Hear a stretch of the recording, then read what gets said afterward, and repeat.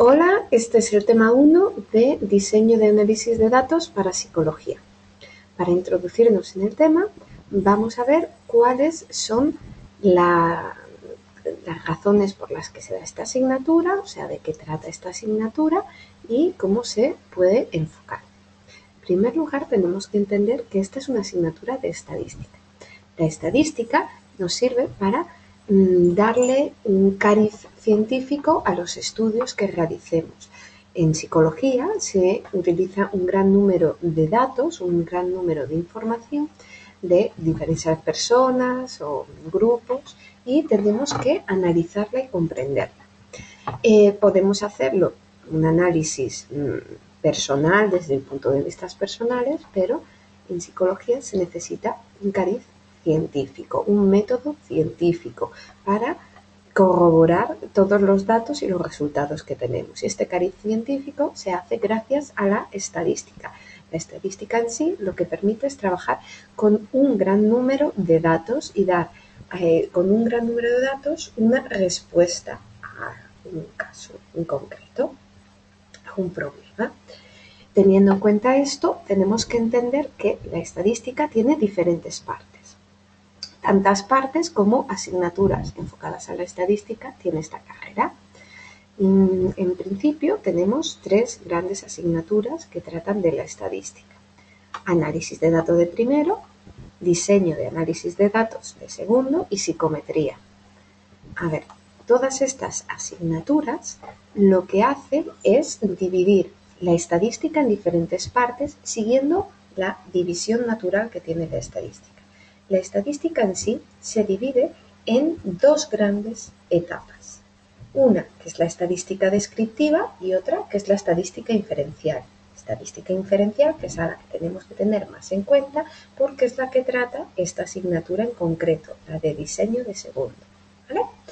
Bueno, la estadística descriptiva de lo que trata es de intentar hacer calculitos y gráficas, o sea, intentar describir gráfica y numéricamente a un grupo de gente con la que estoy trabajando.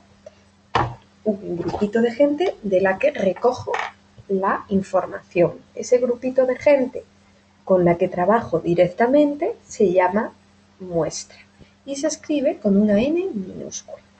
Pero la muestra, en el fondo, no es todo el grupo de gente con la que me gustaría trabajar, todo el grupo de gente del que hablo. Yo, en un estudio estadístico, trabajo con un grupo me gustaría conocer, mejor dicho, a un grupo muy grande. Este grupo muy grande es la población, que es la que tiene el problema a resolver. Población que se escribe con una N mayúscula. ¿Vale? Población que se escribe con una N mayúscula. La población, por ejemplo, puede ser la población española, pero nosotros, porque yo quiero hacer un estudio sobre los problemas, el índice de depresión que tiene la población española. Pero claramente, yo no puedo llamar a toda la población española y saber si tienen depresión o no tienen depresión. Sería imposible hacer un estudio tan amplio porque somos muchos millones de personas, 46 para ser exactos. Entonces, yo no puedo trabajar con esos 46 millones de personas. Yo tendré que trabajar con un calculito, o sea, con un grupito más pequeñito para poder que me sea factible poder contactar con ellos y extraer toda la información necesaria de este grupo. Por eso yo no trabajo con la población, yo trabajo en estadística, en la primera parte de estadística, con la muestra, que es donde recojo la información y a partir de ahí saco una serie de cálculos. Esta parte de la estadística que trabaja con la muestra, el grupito pequeño, el subgrupo extraído de la población de manera aleatoria, ya que la aleatoriedad juega a favor del investigador y hace que la muestra se parezca a la población, pero bueno, esta muestra, los cálculos que realizamos con esta muestra es la estadística descriptiva. Nosotros, cuando trabajamos con la muestra, estamos trabajando con la estadística descriptiva, mientras que cuando trabajamos con la población, trabajamos con la estadística inferencial. ¿De dónde viene esto de inferencial? Yo, una vez que conozco perfectamente mi muestra, en el fondo vuelvo a mis orígenes, vuelvo a mi interés principal, que no era conocer un grupito pequeño, era conocer a la población entera. Y se supone, como hemos extraído al azar mi muestra, se supone que se parecerá a la población. Y bajo esa suposición, yo intento extrapolar, extraer, inferir los resultados de la muestra a mi población. Para que si yo sé que la nota media, por ejemplo, de una clase es de 5, pero a mí me interesa saber la nota media del colegio en general. Entonces, yo lo que hago es extrapolar los resultados de mi muestra y diciendo, bueno, suponiendo que en mi clase se parezca a todo el colegio, doy por hecho que el colegio tendrá una media cercana a 5. Pero aquí es donde entramos en el problema, ¿vale? Porque realmente podemos decir que es cercana, pero no podemos decir que exactamente es 5 la media del colegio. ¿Por qué? Porque yo no he hablado con toda la gente del colegio, me puede sorprender. Puede que a la hora de la verdad mi muestra no se parezca a mi población, porque mi muestra es una de las muchas posibles. Puede haber muchas muestras del mismo tamaño en una población. Y puede que, por desgracia, aunque no es lo habitual, mi muestra no se parezca a la población. Entonces, yo tengo que tener en cuenta que a la hora de extrapolar los datos de mi muestra a mi población, voy a tener que contar con un error que se basa en que mi muestra no se parecerá 100% a la población. Habrá una pequeña diferencia entre la muestra y la población. Por eso aparece el término error típico.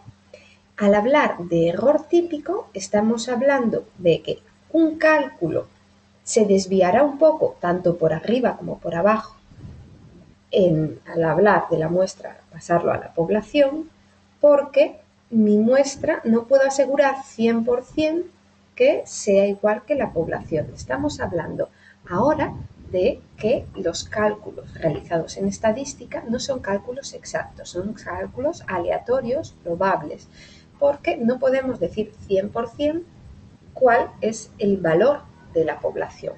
Así, el error típico hay que entenderlo que puede ser por lo alto o por lo bajo. ¿Por qué? Porque mi población puede tener una nota media más alta que mi muestra o puede tener una nota media más baja. Por una serie de cálculos que se ven más adelante, se puede calcular este error típico. Lo importante es que entendáis que si la media es 5 y yo tengo un error típico de 1, que ya se verá cómo se calcula, la nota media de la población será entre 6 y 4, porque yo tendré un intervalo de confianza, que se llama, se escribe como IC, un intervalo de confianza porque no te puedo decir exactamente cuál es el número de la media de la población. Yo puedo decir que estará entre un intervalo que va de 4 a 6. Puede ser el 5, puede ser el 5,5, el 5,9, el 4,1. Cualquiera de estos valores posibles que hay en este intervalo, pero yo no te puedo decir exactamente cuál es el valor. Lo que tenemos que tener en cuenta es que esta asignatura se dedica sobre todo a hacer estos intervalos de confianza para los diferentes cálculos que se puedan hacer para las medias, para las poblaciones y demás. Saber el calcular los errores típicos y lo más importante de todo, comprobar si se cumple la hipótesis nula o no se cumple la hipótesis nula. La hipótesis nula es el pilar central a partir del cual yo desarrollo todo mi estudio estadístico. El concepto de hipótesis nula es similar al de un titular de un artículo periodístico. Yo doy las ideas básicas a partir del cual se ha de desarrollar, pero teniendo en cuenta un principio básico, que como método científico que es, no ha de mostrar parcialidad, ha de ser totalmente imparcial y por tanto no ha de poner una preferencia que no se haya probado. Por eso las hipótesis nulas se plantean prácticamente como una frase hecha, que siempre se repite. ¿Por qué digo que es como una frase hecha? Porque dicen que no hay diferencias estadísticamente significativas entre las variables. Y si encontramos alguna diferencia, es fruto del azar. ¿Por qué dice esto? Vamos a analizarlo un poco.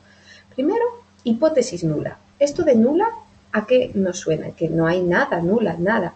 Pues eso se aplica en lo que significa. Realmente la hipótesis nula nos dice que hay una nula relación entre variables, porque yo no puedo decir que una variable, o sea, una característica, va a transformar la otra. Yo no puedo decir que el nivel socioeconómico va a aumentar el fracaso escolar, que a mayor nivel socioeconómico, menor fracaso escolar, por ejemplo. Yo no puedo decir eso, porque eso ya sería tendencioso, ya estoy dando mi idea personal. Yo, para hacer un estudio estadístico, tengo que partir del hecho de que, en principio, si no hay nada que me lo demuestre, yo no puedo decir que haya diferencias entre las variables. Hay que demostrarlas. Esto es lo de en caso de dubio a favor del reo, o sea, en caso de duda a favor del reo. Si tú no puedes demostrar que una persona es culpable, no la puedes meter en la cárcel. Pues algo parecido es la hipótesis nula. Yo tengo que partir de que no existe relación después. Si consigo demostrarla que existe, pues genial, rechazamos la hipótesis nula y aceptamos la hipótesis alternativa, que como su nombre indica, es la alternativa a la hipótesis nula. También a veces la llaman hipótesis del investigador. También tiene lógica ese nombre, porque es la hipótesis que le hubiese gustado tener al investigador desde el principio.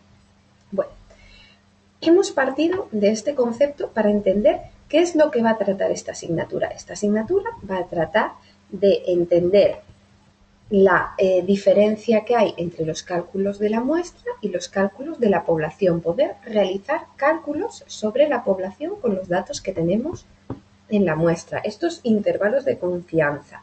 Y también conocer el error típico, que es cuánta diferencia hay entre un cálculo de la muestra hacia la población. ¿Cuánta diferencia hay entre la muestra y la población para un cálculo concreto?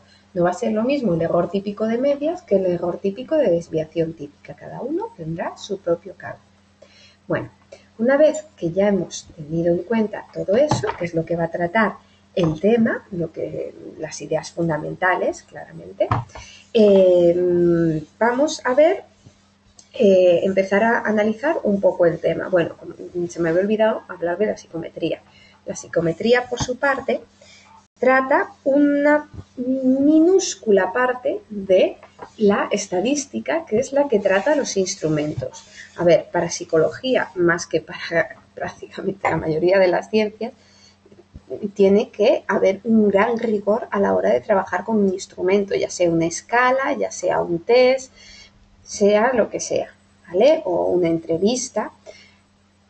Ante esta tiene que tener un cierto rigor y tiene que poder ser analizado desde el punto de vista científico, todos los instrumentos con los que trabajemos, y saber si es válido o no es válido. Por eso, la psicometría lo que trata es de calcular si los instrumentos con los que trabaja la psicología son buenos o no son buenos. Para saber si son buenos o no son buenos, utilizan dos conceptos básicos, la fiabilidad y la validez. Cuando hablamos de fiabilidad, nos estamos refiriendo a que un instrumento sea preciso, que mida bien con exactitud, ¿vale? Por ejemplo, que una regla mida bien, mida en centímetros exactamente, ¿vale? Y después, la validez, por su parte, nos indica que un instrumento mida lo que debe de medir y no otra cosa diferente. O sea, que me mida centímetros y no el nivel socioeconómico. Si yo quiero que una regla me mida los centímetros que tiene una clase, no puede medirme el nivel socioeconómico de esa clase porque no me interesa. O sea, muy interesante para otros, pero a mí en este momento no me interesa. Pues eso es lo que trata la psicometría.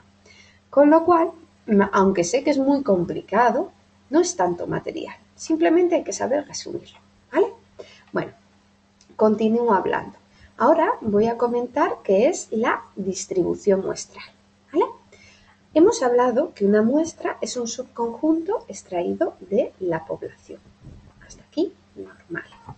Las muestras tenemos que analizarlas y entenderlas muy bien. Para ello se hacen toda la serie de cálculos que hicisteis en primero, en análisis de datos, medias, varianzas, desviaciones medias, todo ese tipo de cálculos. Pero llega un punto en que realmente una imagen es más que 1000 palabras. Y aquí es donde está la distribución muestral. La distribución muestral me indica cómo se distribuye, cómo se va colocando una muestra en una realidad y se suele representar de dos formas. La mejor de ellas es por medio de una gráfica, por lo que decía que una imagen vale más que 1000 palabras. Esta imagen es lo que se conoce como campana de Gauss. ¿Vale?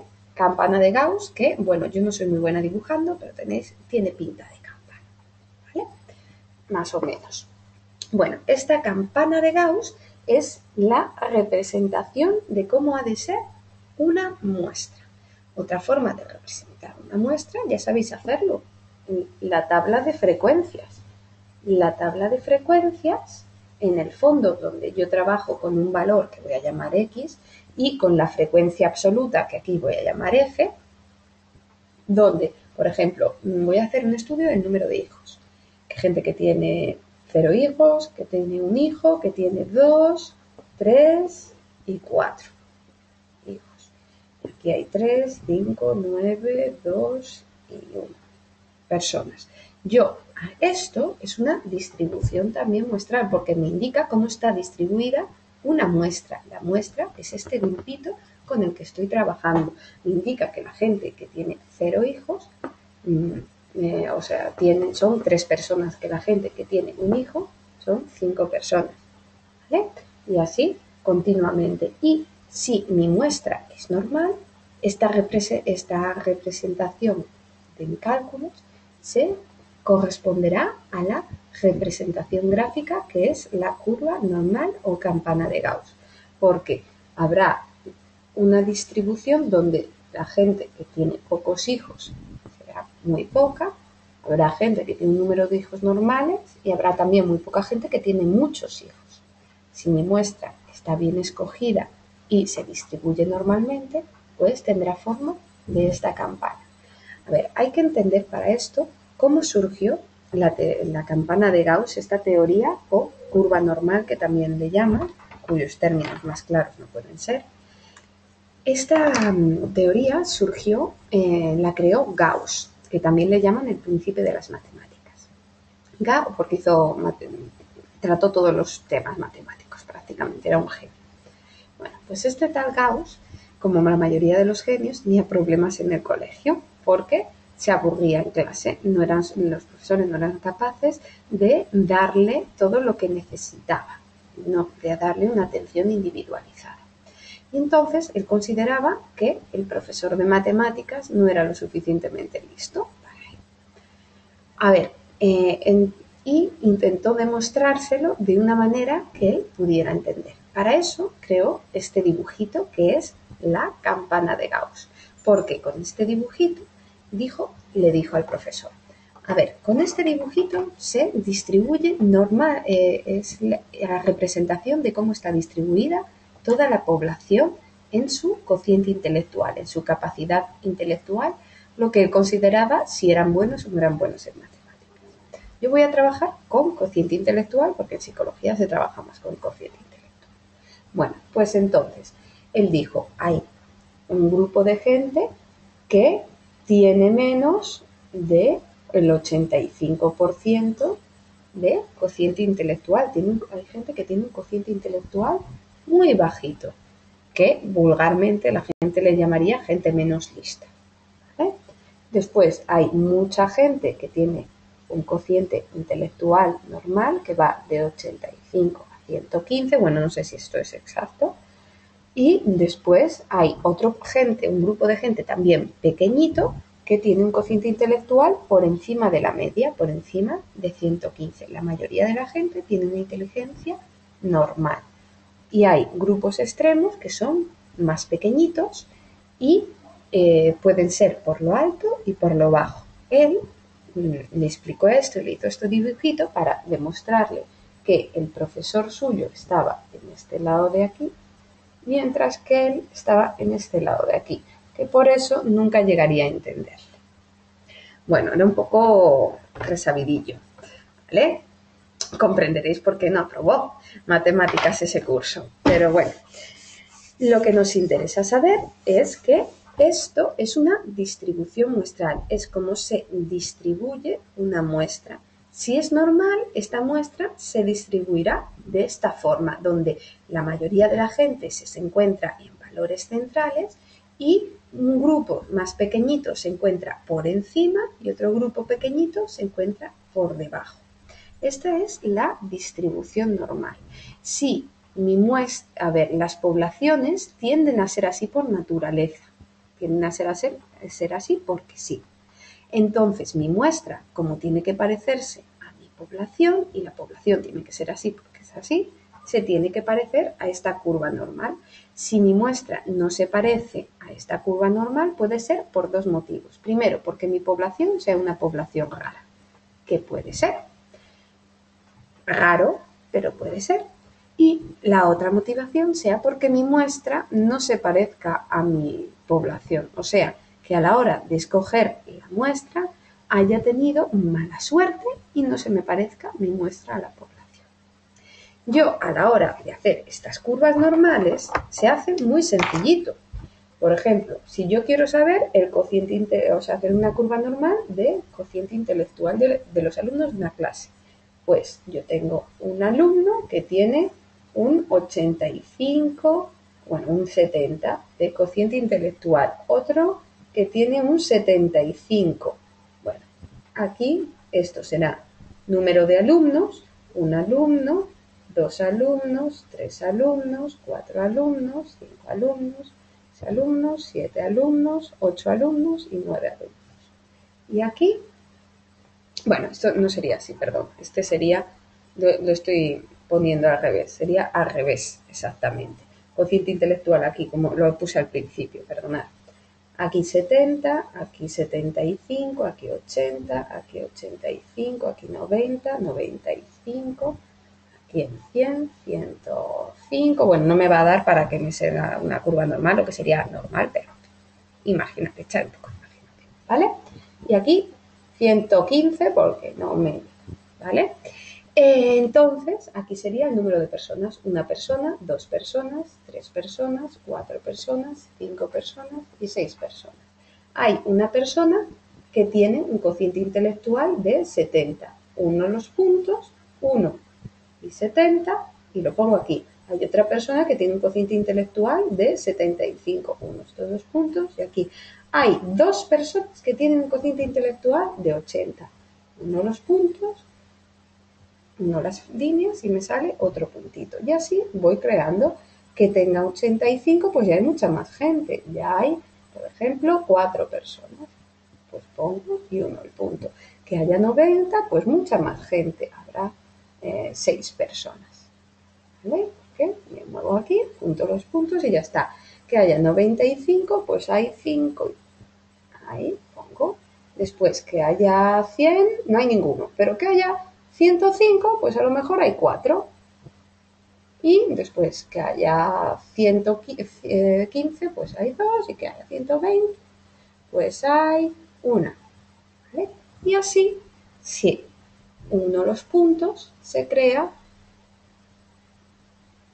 la curva normal o campana de Gauss, que si supiese dibujar y tuviese buena mano, me hubiese salido más campana de Gauss, pero como no soy capaz, espero que la imaginación la entendáis. ¿Veis cómo se realiza? Bueno, se realiza normalmente con porcentajes y un cálculo más difícil, pero la teoría es esta. La forma de realizarla es esta. Voy uniendo puntos y ahí me va saliendo, si todo es normal, esta forma. Claramente se puede comprobar de manera gráfica que todo salga bien, pero es un poco lioso. ¿Vale? Hacerlo de manera gráfica no es lo más adecuado de este mundo. Por eso, para que ser de verdad exactos, en estadística miraremos si una curva es normal o no es normal por medio de una serie de cálculos, porque en las matemáticas nos encantan los calculitos, ¿vale?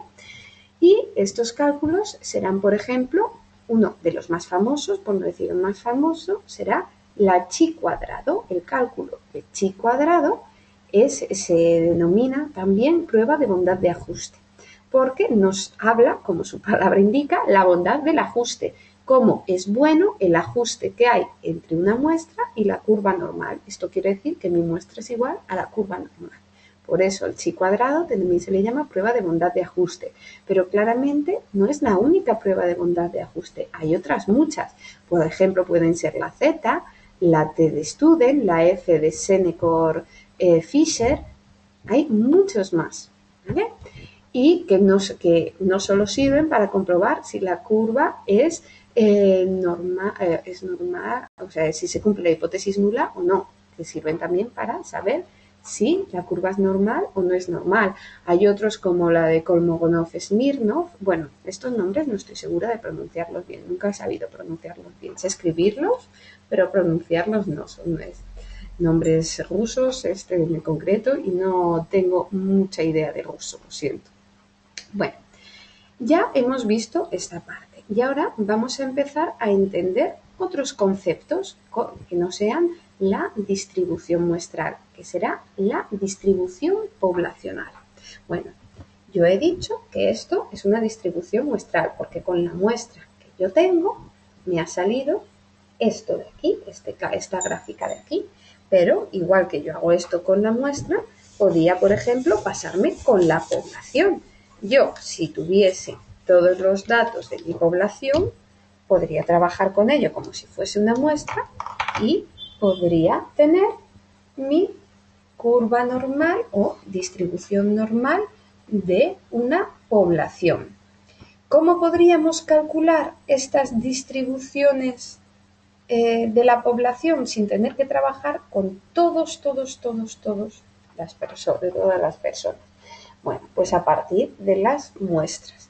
De hecho, se supone que esta curva normal de una población surge a partir de haber sacado todas las muestras posibles de una población. El círculo grande es la población. Y yo lo que hago es extraer todas las muestras que puedan existir dentro de la población hasta que no quede ningún hueco. Y analizo todas estas muestras y con los datos de todas estas muestras puedo realizar una distribución de la población, ¿vale?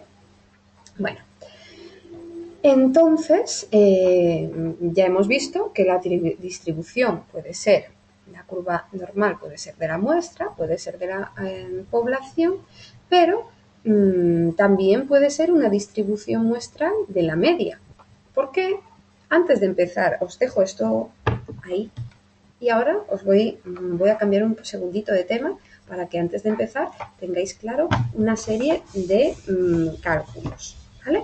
Bueno, yo espero que ya sepáis por hecho que sabéis lo que es una media, que es una desviación típica y demás.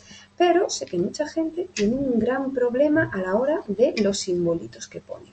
Para identificar muestras, medias, que ponen muchos símbolos diferentes y no sabemos cómo identificarlos. Igual que os he dicho que este es el que no pinta, perdón, voy a coger el que pinta. A ver, igual que os he dicho que una muestra, este tampoco es el que pinta. Uy, qué día, lo siento. Esta de aquí. Igual que os he dicho que una muestra se escribe con el símbolo de una n minúscula y una población se escribe con el símbolo de la n mayúscula, yo tengo que tener en cuenta que los cálculos que yo hago sobre mi muestra y sobre mi población van a tener símbolos diferentes para que de un solo vistazo yo pueda saber si estoy hablando de la población o estoy hablando de la muestra. De ahí esta confusión que hay con los símbolos.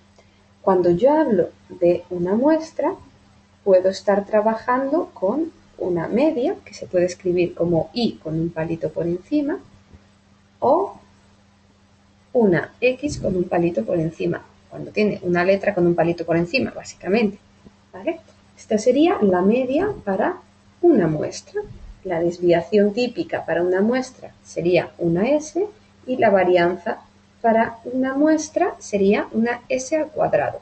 Si yo hablo de poblaciones, por el contrario, trabajaré siempre con letras en griego, ¿vale? Letras del alfabeto griego. Así, la media de una población se escribe con el mu. La desviación típica de una población es una sigma y la varianza de una población es una sigma al cuadrado. Espero que esto nos haya facilitado un poco las ideas. Ahora voy a empezar con la distribución muestral de una media. Yo puedo partir del hecho de que puedo sacar de una población, puedo sacar una muestra. Y de esta muestra hago todos los estadísticos posibles. Entonces, cuando hablamos de estadísticos, estamos hablando de los cálculos para una muestra. Si hablan de parámetros, estamos hablando de los cálculos para una población. Estadísticos, muestra, parámetros, población. Entonces, yo de mi muestra puedo sacar todos los estadísticos necesarios. Por ejemplo, la media, la desviación típica, lo que sea. Vamos a sacar la media. Entonces voy a sacar la media de una muestra de una población, pero no me queda a gusto con esto y hago todas las muestras posibles, extraigo todas las muestras posibles de mi población y de cada una de ellas voy sacando su media, que tendrá valores diferentes, ¿vale? No tienen por qué ser todos iguales, porque no todas se parecerán de la misma manera a su población. Así, yo tengo toda una serie de, esto ya está, pongo esto, de medias. Esto de aquí, la pongo aquí. Por ejemplo, hablamos de cociente intelectual, ya sé que será un poco raro de tanto flechita, pero entendéis el concepto, ¿no? Por ejemplo, esta tendrá un cociente intelectual de 90, esta de 99, esta de 100, esta también de 99, esta de 95, esta de 98 y esta de 105 y esta de 100 y este de aquí de yo qué sé, de 100, vamos a poner, esta de 55 queda muy extrema, estaba pensando 85 y esta pues de 89, ¿vale?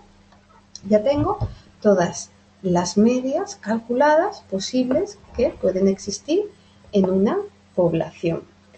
Y ahora lo que yo voy a hacer es crear una campana de Gauss, como he hecho al hacer la campana de Gauss de una muestra, con los valores de una muestra, pues voy a hacer lo mismo con los valores que he extraído de cada una de estas muestras, con los estadísticos, con la media que he extraído de cada una de estas muestras. Así, pongo, por ejemplo, aquí hay valores desde el 85 al 105. Pues lo voy poniendo aquí. 80, 85, 90, 95, 100, 105, ¿vale? Y pongo cuántas hay. 1 y 2. Voy poniendo, normalmente tendrían que ser muchas más muestras posibles, por eso va a resultar un poco difícil sacarla. Pero bueno, la idea os la vais a poder hacer. Yo veo, ¿cuántos tienen 80? Ninguno. Pues vale, 85 hay uno, pues pondría aquí. Que tengan 90, pues hay otro, vale, pues lo pongo aquí. Después que tengan, hay uno que tiene 98, otro que tiene 99 y hay otro, hay un 89 que lo voy a colocar, ¿vale? Y después hay un 100 y hay un 105 también. Pues bueno, si uno estos puntos y hubiese sido cálculos reales, esto, bueno, si lo hago bien mejor, esto se parecería a una curva normal. Se parecería a una curva normal. Esta sería la distribución muestral de medias, porque yo lo que he hecho es extraer todas las medias posibles de una población y con estos resultados he hecho una curva normal, he hecho este tipo de gráfica, ¿vale? Por eso se llama distribución muestral, porque es como se llama. La distribución normal o la distribución muestral es como se llama este tipo de gráfica de la media, porque estamos trabajando solo con las medias de todas las muestras, ¿vale? Bueno, se llama curva normal, no se llama muestral porque está distribución poblacional. Pero bueno, como aquí trabajamos con las muestras, se llama muestral o curva normal o campana de Gauss. Esta sería la campana de Gauss de la media de las muestras. Otro nombre más clarito para llamarla. Estas curvas normales de distribución de las medias no se parecerán tanto a una campana, no serán tan regordetas como las que hemos visto hasta ahora. No serán una cosa así, serán mucho más finitas. Normalmente tienden a ser mucho más finitas porque estamos hablando de valores, de un valor concreto como es la media. Y si es aleatorio, si se parece mi muestra a mi población, estarán muy juntitos estos valores. Bueno, ahora que hemos visto esto, tenemos que acordarnos de una serie de cálculos que nos vendrán muy bien. Bueno, no os voy a recordar cómo se hace una media o cómo se hace una desviación típica. Claramente, normalmente en los exámenes ya se supone que lo sabéis y os dan estos valores. Por si las moscas, ya acordaré vídeos de cómo se hacen medias y cómo se hacen desviaciones típicas, no os preocupéis. Pero por ahora lo vamos a dejar. Lo único que quiero es que veáis unos nuevos conceptos. Nosotros hemos hablado de que este es el símbolo de la desviación típica y que este es el símbolo de la media de una muestra y este es el símbolo de la media de una población. Y ahora voy a trabajar con este símbolo, que es el de la desviación típica. La desviación típica en una curva normal, una campana de Gauss, se identifica cuánto se aleja el centro, el eje de simetría, que bueno, no ha salido muy simétrico, pero imaginároslo. El eje de simetría es donde en teoría debería de estar la media, ¿vale? Y la desviación típica nos indica cuánto se aleja la mayoría de los individuos de la media. Este trozo de aquí es la desviación típica. Es el cuánto un grupo es heterogéneo. Es si la desviación típica es muy grande, significará, voy a hacer uno que donde la desviación típica es muy grande. Aquí la desviación típica es mucho más grande que en este de aquí. Este grupo es más heterogéneo que este de aquí porque su desviación típica es más homogénea. Ahora, partiendo de esto, os voy a liar un poco, solo un poquitito. Tenéis que entender, volvemos al hecho de que mi muestra no es exactamente igual que mi población. Mi muestra se desvía de la población. Entonces, yo si entiendo que mi muestra está aquí, bueno, mi población está aquí, esta va a ser la población. Y realmente mi muestra está aquí.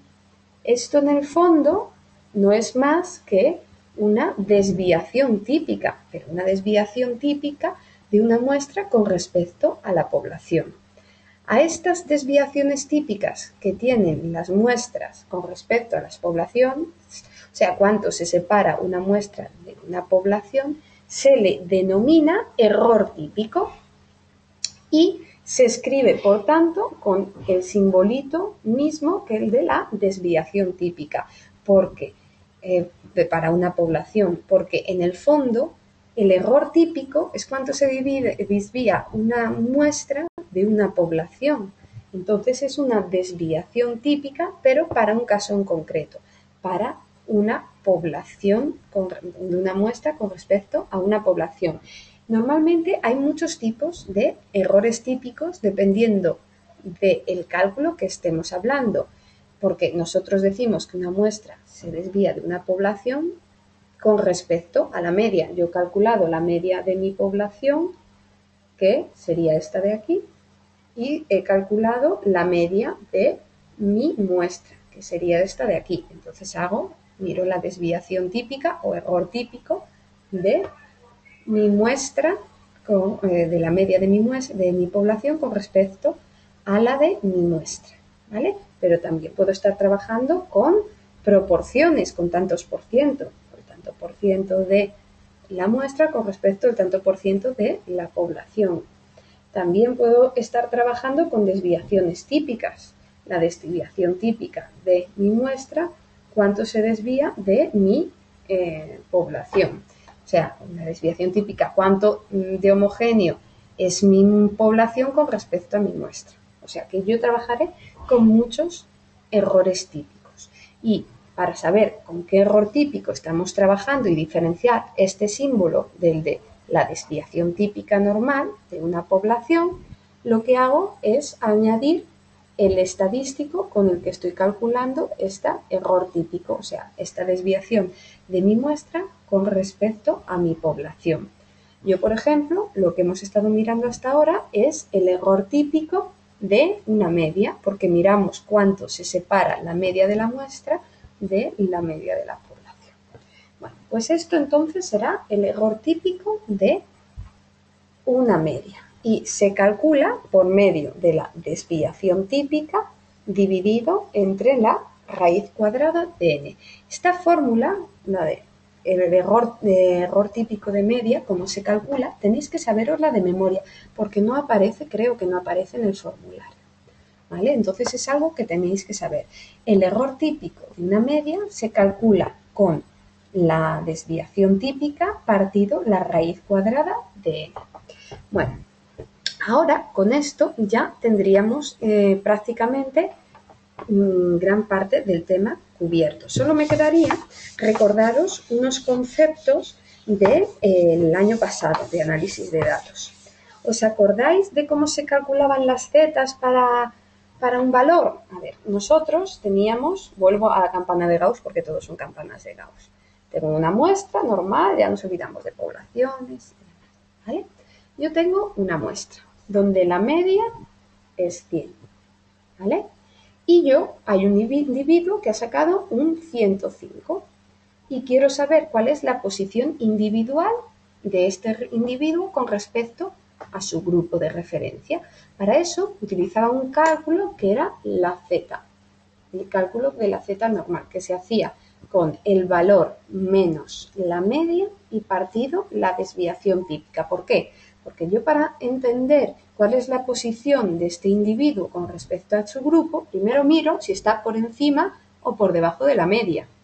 Aquí claramente está por encima de la media. Para saberlo, lo que hago a la nota que ha sacado el individuo, le resto la media y así sabré si está por encima o por debajo. Si está por encima de la media, tendrá un valor positivo. Si está por debajo de la media, tendrá un valor negativo. Y también quiero saber si, aparte de la posición de este individuo con respecto a la media, cómo es el grupo, si el grupo es muy homogéneo o muy heterogéneo. Y eso se sabe por medio de la desviación típica. ¿Por qué tengo que tener en cuenta eso? Porque no es lo mismo tener un 105 en una muestra con una media 100 donde todo el mundo ha sacado prácticamente un 100, un 101 y estar en un 105 es destacar mucho con respecto a la media, que en este caso de aquí, que no es destacar mucho con respecto a la media. En este caso de aquí, la desviación típica es muy pequeñita. La desviación típica se calcula desde la media hasta donde empieza a bajar la campanita. Es la representación gráfica de la desviación típica.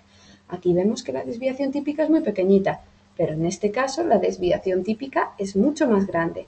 Así yo puedo entender que la posición de este individuo no es la misma que la posición de este individuo con respecto al grupo, aunque la media de los grupos sean iguales y la nota que haya sacado yo sea la misma. Por eso, esta fórmula es así, porque yo trabajo con la nota que saca el individuo, se lo resto a la media y se lo divido a la desviación típica porque la voy a tener como referencia. Pues esto es para realizar un cálculo, una estimación de cuál es la posición de un individuo con respecto a mi grupo, a mi muestra. Ahora, imaginaros una cosa. Y ya es cuando os vais a volver locos y vais a tener que ver esto 5 o 6 veces para entenderlo. Ahora vamos a ver que en vez de trabajar con una curva normal de una muestra, voy a trabajar con una curva normal de una distribución muestral de media. O sea, lo que hemos hecho de sacar todas las medias posibles de una población y colocarlas en forma de campana de Gauss para conocer cuál es la distribución normal, muestral de una media, si las medias de posibles de esta población son normales o son raras, están agrupadas o no. ¿Vale? Y ahora quiero analizar cuál es la posición de una media en concreto, de la media que ha sacado, por ejemplo, mi clase. Estas son las medias de todas las clases que hay posibles, y yo quiero saber exactamente la de mi clase, cuál es la posición de mi clase. Quiero saber si mi mi clase va bien o va mal con respecto al resto de grupos, y para eso tengo en cuenta la media y hago esta distribución muestral, ¿vale? Donde la mayoría de las medias, por ejemplo, tienen una nota de 7. Mi grupo, mi clase, tiene una nota de 8 y hay una desviación típica de 1, de un punto. Pues con estos valores yo puedo trabajarlos como si en vez de estar trabajando con medias de muestras, estamos trabajando con la nota de un individuo y la nota de la mayoría de los individuos. Por eso lo que voy a hacer es la misma fórmula que he hecho hasta ahora. Yo cojo la fórmula de la z, pero en vez de trabajar con x menos la media, no, aquí sería como vosotros ponéis y, pues y menos la media de y partido la desviación típica, tengo que tener en cuenta que la y, la nota del individuo, en este caso será la media de mi clase. Tengo que poner el símbolo que es el símbolo de la media de una muestra, porque mi clase es una muestra. Lo que sería la media, en este caso, no es la media, es la media de mi población, que se escribirá con el símbolo mu. Y la desviación típica, como estamos, la desviación típica, como estamos hablando del error típico de diferencia de medias, el error típico, porque estamos hablando de que esto es una población y la desviación que hay en una población es el error típico, pues entonces esto será el error típico de diferencia de medias, no de diferencia de medias, que eso es otro, ¿vale?